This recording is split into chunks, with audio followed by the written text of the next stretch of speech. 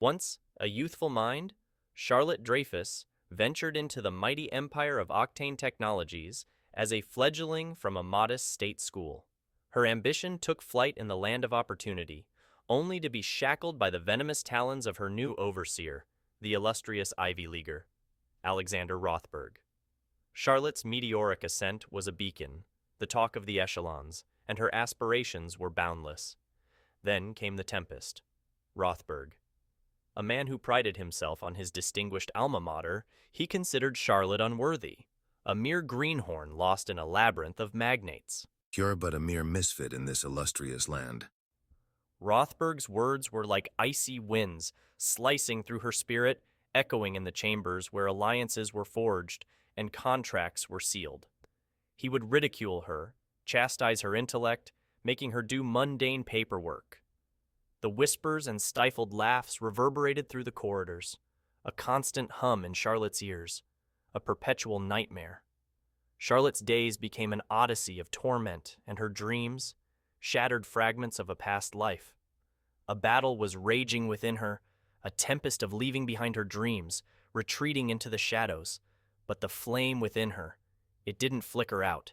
It burned with a silent fury, whispering tales of survival.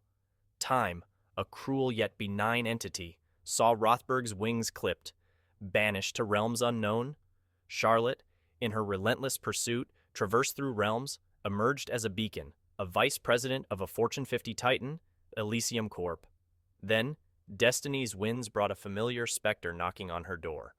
Rothberg, a now fallen Icarus, seeking asylum in her empire. The tables had turned, the world watched with bated breath. The day of reckoning had arrived, a shadow of the past whispering tales of vengeance. Her position could have afforded her bounteous treasures, had she extended her hand to lift Rothberg from the abyss. But the echoes of the past were loud, the whispers of a broken spirit louder. Rothberg was the architect of his own demise, a paradox in the symphony of life. Mr. Rothberg? Her voice was a melodic symphony. I remember the winds of scorn, the tormenting whispers, the echo of my unworthiness in your lofty chambers. You, the creator of my storm, a puppeteer of my agony. His eyes a canvas of myriad emotions, pleading for mercy, begging for solace in her empire. But the echoes of the past, the whispers of vengeance were loud, a crescendo in her being, a symphony of retribution. I'm the orchestrator of your fate now, but you, Mr. Rothberg, are unworthy of my empire, a mere echo in the corridors of my symphony. Her words were a crescendo, a final stroke in his symphony of despair. The storm within her roared, the shadows of her past danced in a symphony of vengeance, and Rothberg, a forlorn entity, retreated into the shadows, a mere whisper in the winds of time. The symphony played, the shadows danced, and Charlotte, a beacon in her empire, whispered to the winds.